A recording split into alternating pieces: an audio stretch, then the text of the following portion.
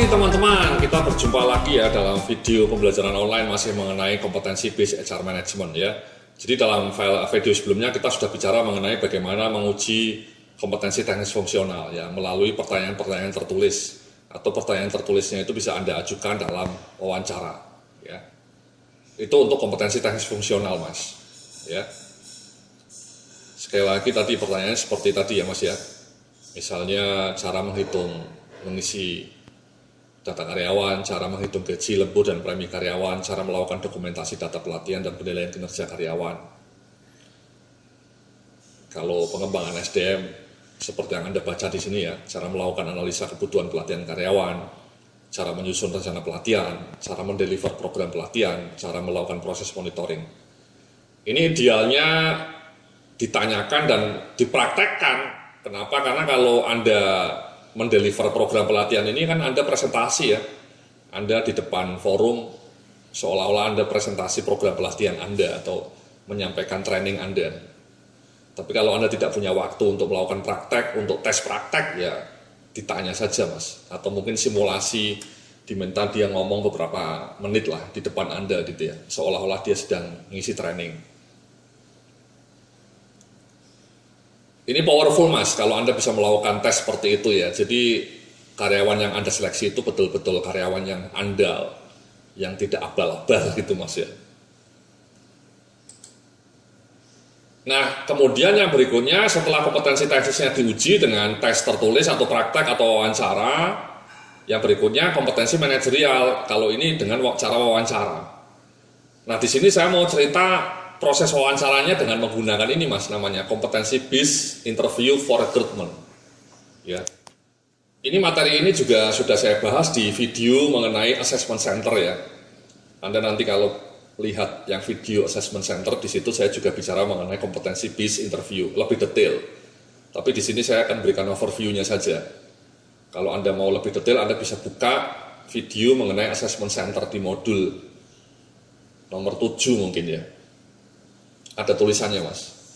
Jadi ini kompetensi based interview itu mengacu ke ini Mas, mengacu ke pendekatan behavioral event interview atau BEI. Apa itu maksudnya? Yakni pertanyaannya difokuskan pada pengungkapan contoh-contoh perilaku yang ditampilkan pada masa lalu. Jadi inti interviewnya ditujukan untuk mengungkapkan secara detail dan spesifik contoh perilaku masa lalu. Kenapa? Karena terbukti menurut riset past behavior predict future behavior Mas. Candidates are most likely to repeat this behavior in similar situation in the future. Jadi kalau Anda melakukan interview, pertanyaannya seperti ini, kira-kira apa yang akan Anda lakukan? Itu menurut penelitian tidak begitu banyak gunanya Mas. Misalnya kalau Anda diterima sebagai manajer di perusahaan kami, apa yang akan Anda lakukan? Itu useless Mas, pertanyaan seperti itu. Atau yang lebih sering lagi nih ya, kira-kira apa kekuatan diri Anda dan kelemahan diri Anda? Itu menurut penelitian, pertanyaan seperti itu useless Mas, tidak ada gunanya. Ya, apa kira-kira kelebihanmu, apa kira-kira kekuranganmu itu sering Mas ya ditanyakan dalam proses interview ya. Anda mungkin juga pernah menanyakan pertanyaan itu ya, kalau Anda sebagai seorang staf rekrutmen ya. Tolong nggak usah diulang itu Mas, pertanyaan-pertanyaan seperti itu. Karena menurut riset, pertanyaan seperti itu tidak punya validitas. Ya. Yang punya validitas kalau pertanyaannya seperti ini Mas. Merujuk pada pengalaman-pengalaman kandidat di masa lalu. Dibongkar dengan teknik ini Mas. Namanya ya reliabilitasnya tinggi Mas ya. Ada scoringnya. Dibongkar dengan cara pendekatan STAR ini Mas. Ya, STAR. Situasinya seperti apa, tasnya apa yang kamu lakukan, tasnya, actionnya, what did you take, dan resultnya apa. Nah, ini STAR. Ini STAR ini kita lakukan untuk membongkar pengalaman-pengalaman kandidat di masa lalu, kinerja atau perilaku spesifik. Sekali lagi kita menanyakannya perilaku masa lalu Mas ya, past time. Bukan pertanyaan, kira-kira apa yang akan Anda lakukan kalau kami hire? Gitu. Itu pertanyaan yang nggak begitu pas. Jadi seperti ini Mas ya, apakah situasinya ya, di mana siapa saja yang terlibat di dalamnya, hal apa yang melatar belakang situasi tersebut, situasinya seperti apa. Kemudian tugasnya apa yang Anda lakukan, ya, apa yang benar-benar Anda lakukan, bagaimana Anda melakukannya, langkah spesifik apa yang Anda lakukan, melibatkan siapa saja tindakan yang Anda lakukan. Ini kita elaborasi, Mas, kita lakukan untuk membongkar perilaku spesifik dia di masa lalu. Ingat ya, BI ini selalu fokus pada masa lalu, Mas. Ingat itu prinsip kuncinya itu. Ya, prinsip kuncinya fokus on perilaku spesifik di masa lalu. Entah sebulan yang lalu, entah 3 bulan yang lalu, entah 6 bulan yang lalu, atau bahkan setahun yang lalu. Kemudian resultnya, bisakah Anda menceritakan hasil dari tindakan Anda tersebut? Akibatnya apa yang terjadi? Ya, jadi itu namanya STAR, Mas. Ya, STAR ini kita lakukan untuk membongkar ini, Mas, mengungkapkan secara detail dan spesifik contoh perilaku masa lalu. Ini kunci ini, Mas. Because past behavior predict future behavior. Ya.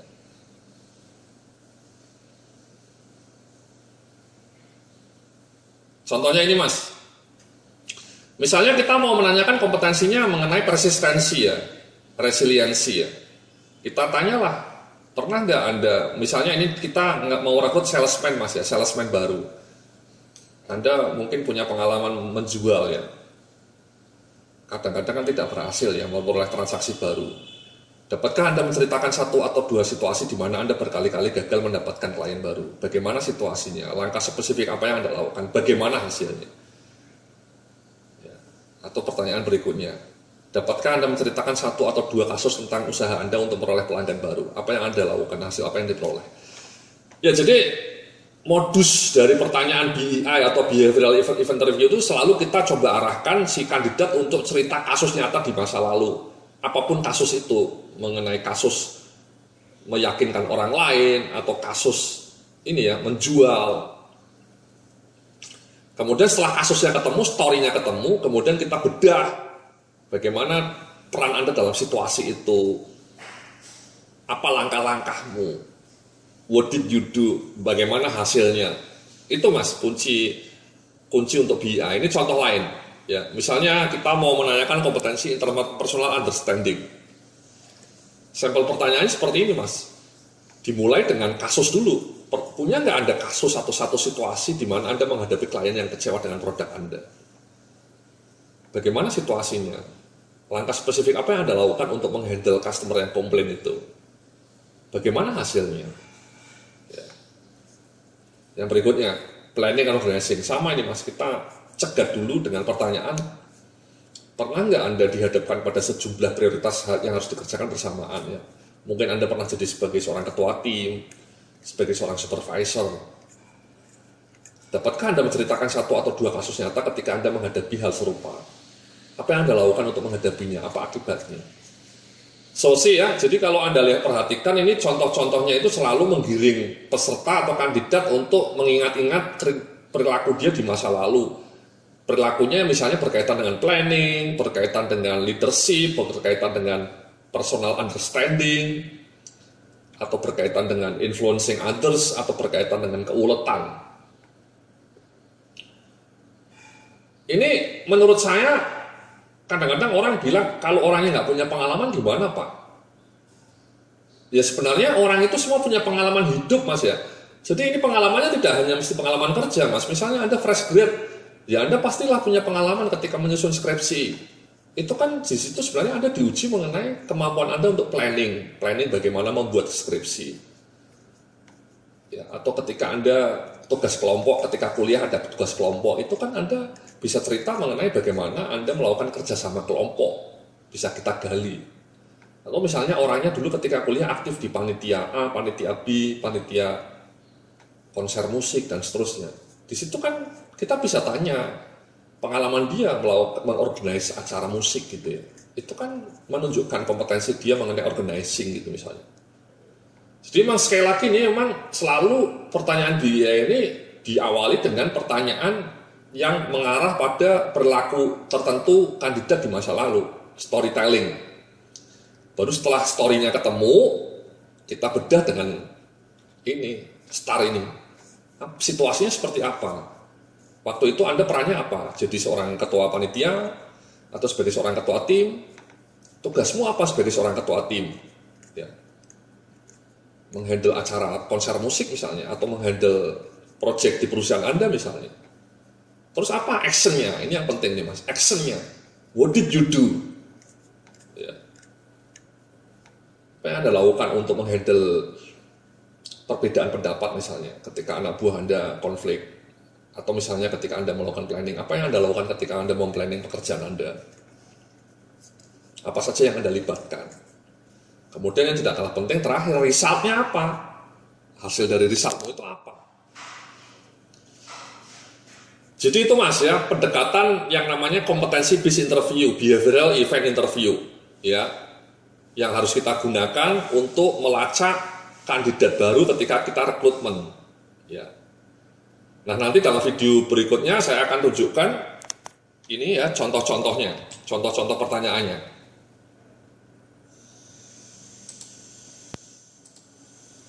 Sorry. Nah, ini Mas ya.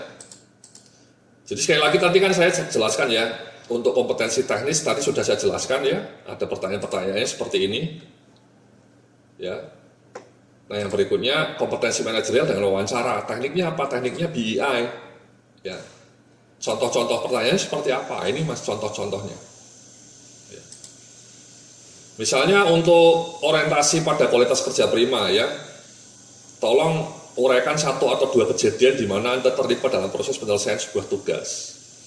Kapan kejadian itu? Siapa saja yang terlibat? Tugas dan peran apa-apa? Targetnya apa? Kemudian uraikan secara detail apa yang Anda lakukan saat itu, apa saja yang Anda kerjakan, apa hasil dari tindakan Anda itu, uraikan secara detail. Itu untuk kualitas kerja prima. Problem solving misalnya. Harap uraikan satu atau kedua kejadian di mana Anda terlibat dalam proses pemecahan masalah problem solving. Uraikan konteksnya, kapan kejadian itu, siapa saja yang terlibat, peran apa, instruksinya apa yang Anda kerjakan, ya, bagaimana prosesnya. Apa asal dari itu? Jadi seperti itu Mas ya. Jadi sekali lagi flow pertanyaan dia itu simple sebenarnya. Yang pertama uraikan kejadiannya, apa kasusnya, ya. Setelah itu Anda minta dia kandidat untuk menguraikan konteksnya, ya. Kemudian setelah itu kita kejar dengan pertanyaan-pertanyaan seperti ini, ya kita kejar. Bagaimana prosesnya, apa saja yang Anda lakukan, dan kemudian hasilnya apa. So that's it, itu pertanyaan yang simple tapi powerful, yang menurut riset sangat powerful, melacak kinerja kandidat. Ini untuk planning, untuk kerjasama, ya, untuk inisiatif, ya, leadership misalnya. Ya. Harap uraikan satu atau kejadian dua contoh di mana Anda sebagai koordinator atau sebagai sebuah tim, sebagai supervisor, uraikan konteksnya, sebagai apa, siapa saja yang terlibat, berapa jumlah anak buah, apa tugas tim Anda. Jadi ini adalah kasusnya, ini konteksnya Mas ya, start, situation and action, ya, dan task. Ini actionnya di sini. Apa saja tugasmu, hasilnya apa. Jadi semua kompetensi ini pertanyaannya selalu ada 4 saja Mas, ya 4. Tapi semua kompetensi ditanyakan. Ya, ini saya berikan contoh. Ya. Jadi ini bisa Anda download juga. Jadi seperti itu Mas ya, pertanyaan-pertanyaan untuk behavioral based interview itu simple seperti itu, tidak bertanya kira-kira apa yang Anda lakukan ya Mas kalau Anda diterima di perusahaan ini ya. Itu useless Mas, ya. Jadi Anda lebih baik pertanyaannya seperti ini, itu namanya behavioral based interview. Dan nanti jawaban dia itu ya kita catat, kita analisa, kita kategorikan, kemudian kita klaster. Kira-kira dari bukti-bukti yang dia sampaikan, dari pengalaman-pengalaman dia yang dia sampaikan, ucapan-ucapan dia, kira-kira masuk level kecakapan standar atau kecakapan terbatas atau sudah ahli. Ya. Dia masuknya di level mana. Jadi gitu Mas, ya. Ini contohnya bisa Anda download juga, sekali lagi panduan wawancara untuk menguji kompetensi manajerial. Ya jadi itu Mas ya, jadi dari 2 tes itu, tes tertulis untuk uji fungsional dan tes oral untuk uji kompetensi manajerial, Anda rata-rata lah ya, Anda klaster. Memang pertanyaannya bagaimana kalau di sininya lolos, di sini lolos tapi di sini tidak, di sini tidak. Ya mungkin Anda pakai judgement ya. Misalnya ini ada 5 kompetensi yang dibutuhkan untuk rekrutmen staf SDM, 5 kompetensi ini. Ternyata dia hanya lolos di 3 kompetensi, yang 2-nya mungkin tidak lolos. Nah ya kita pertimbangan kita, kalau kita misalnya mau ketat ya, sorry to say, dia tidak lolos. Dia. Atau misalnya Anda punya kebijakan, jangan 3 deh, minimal 2 misalnya, ya boleh. Atau misalnya dia kalau 3 lolos, tapi 2 tidak, asal yang 2 ini nilainya tidak 1, misalnya 2, 2, 3, 3, 3, tetap bisa lolos. Itu sudah kebijakan Mas, kebijakan kantor Anda ya.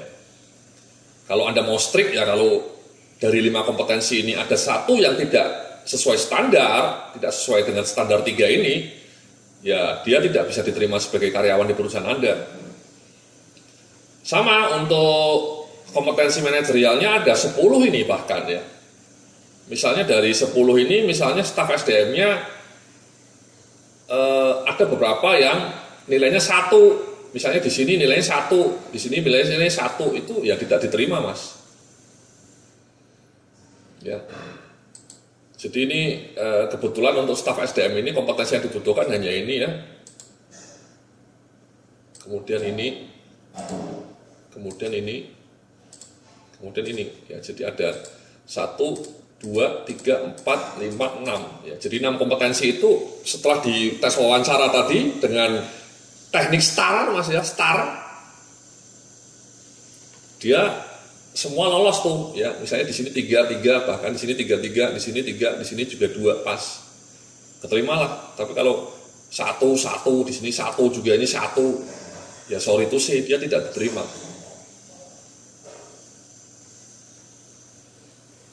So itulah Mas ya, yang namanya kompetensi based interview ya, panduan seleksi berbasis kompetensi.